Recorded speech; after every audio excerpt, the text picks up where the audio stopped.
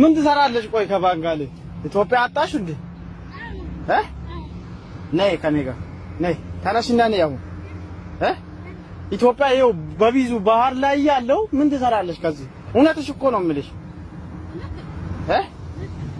አዎ ተነሽና ወደ አንቺነቱ ዜግነት ሂጂና ኢትዮጵያ ጋር ተጫውተሽ እሺ።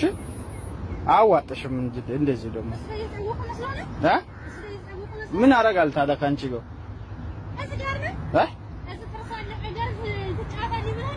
አይደል? ለምንድን ነው አንቺ አብረን የተቀመሽው?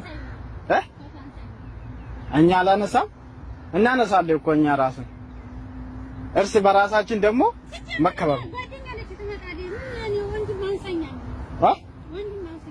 አሁን ለምን ቅድም ደግሞ ለምንድን ነው ዋሽባንቹ ኢትዮጵያ አይደለም አረበኛ እንዴ ነህ ከካክ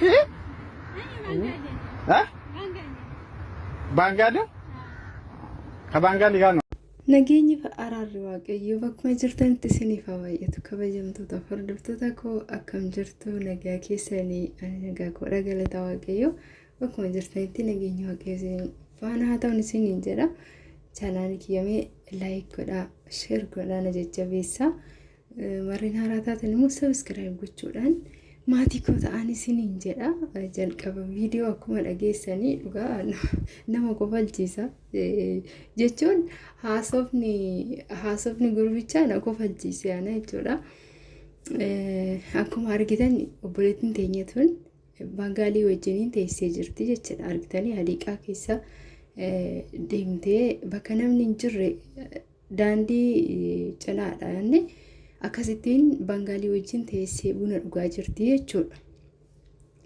Kanaaf namni keenya immoo osoo darbuu deemu arginaan itti goree dubbisnaan immoo isheen akka nama hin beekne akka waan Itoophiyaa hin taane Arabiffaa haasoftee jechuudha.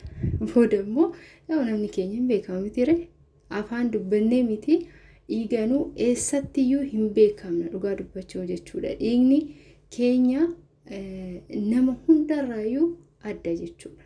Itoophiyaawii ta'uu keenya eessattuyyuu namni kamiyyuu dhiiga keenya ilaalee fuula keenya ilaalee nu beeka jechuudha. Kanaaf isiin illee shawaduu barbaaddeeti Arabiffatti haasoftee garuu booda dubbisnaan akkuma dhageessan kana jechuudha. Maala siigoota jennaani egaa shamarran akkana godhanii shamarran badanii hojjetanii baay'een isaanii jechuudha. Badanii warra hojjetanidha. Yeroo hojii hin qabne yeroo hojii dhabanii taa'an akkasittiin baay'een isaanii baangaalii wajjin deemu. Kun beekamaadha. Hundi isaaniitu iyyuu hin beeku. Hunda osoo hin taane hin jiru. Dubartoonni baalageen jechuudha. Akkanattiin baangaalii keessa cuffee keessa zoortii wajjin deemte eenyu jette booda yoo diqaalaa ishee fudhattee galtee mana ijaazaa keessatti raffistee biraa baddii jechuudha. Daa'ima deessee raffistee biraa baddii. Argitanii kun caaba guddaadha. Maaliif namni tokko kaayyoo mana baaniif hin dagatu. Kaayyoo biyya ofiitirraa baaniif hin dagatu. Viidiyoon kun garuu kan ammaati miti. Tureera viidiyoon kun tureera garuu har'a akka addisiitti akka haaraatitti viidiyoo kana poosti godhan malee viidiyoon kun kanaan duras gadhiifamee ture jira jechuudha. Gara waggaa 3 akkasi erga viidiyoon kun akkasi ergan argee jechuudha. Garuu amma immoo akka haaraatti viidiyoon kun gadhiifamee jechuudha. Akka haaraatti argitanii dhugaa baay'ee tokko nama jibbisiisa. Keessattuu warreen baddanii hojjetan dhugaa of eeggannoo guddaa godha. Baay'ee tokko nama jibbisiistu dhugaa waaqayyo warri badanii ijaazaa keessa jiranii baay'een isaanii baangaalii wajjin taphatu jechuudha. Garuu warri dhiiraa ijoolleen keenya immoo yeroo argan hin aaru beektanii hin aaru. Dubartoota keenya baangaalii biratti yeroo arganii hin aaru.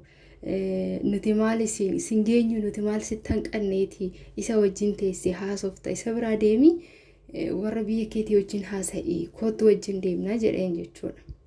Ishiin garuu wajjin taa'eefan isa wajjin haasa'amoo wajjin taa'eefan hiriyaa isa godhadhama akkas jette wajjin teessee akkasittiin buna dhugaa jirti jechuudha. Baay'ee tokko nama jibbisiisa qaba baay'een isaanii. Bangaaliidhaaf mana kiraa kaffalanii nyaata nyaachisanii maal jedhanii wajjin akkasittiin kan jiraatan hin jiru jechuudha. Badanii maqaa dubartoota baay'ee kan balleessan dubartoonni xiqqoon isaanii ni jiru jechuudha. Hundas miti xiqqoon isaanii ni jiru. Kanaaf hin badina, sijammar hin badina bakka badanii hojjetina. Warri baduu yaadan hin badina.